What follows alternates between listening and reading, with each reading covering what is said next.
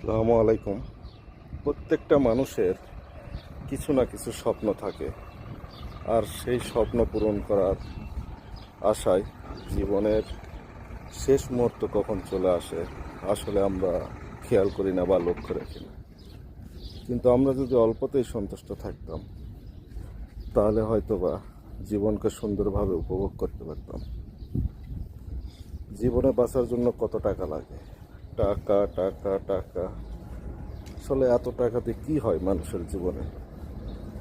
যদি আপনার যেই সময়টা আপনার ফ্যামিলিকে সময় দেওয়ার সময়, যেই সময়টা পরিবারের সাথে কাটানোর সময়, পরিবারের সুখ দুঃখে পাশে থাকার সময়, সেই সময়টাই যদি আপনি নষ্ট করে ফেলেন, লাস্ট সময়ে আপনি টাকা কামাই করে আর টাকা স্বপ্ন পূরণ করে, সেটা কি কাজে আসবে আসলে আমার তো জানা নেই।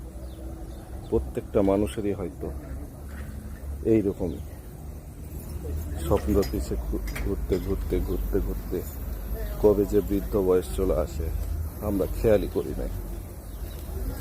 তো এটাই, আল্লাহ যতটুকু দিচ্ছে এটাতেই সন্তুষ্ট লাভ করতে হবে। বেশি কিছুর পিছে ছোটাছুটি না করে অল্প নিয়ে সন্তুষ্ট থাকাই সঠিক সিদ্ধান্ত।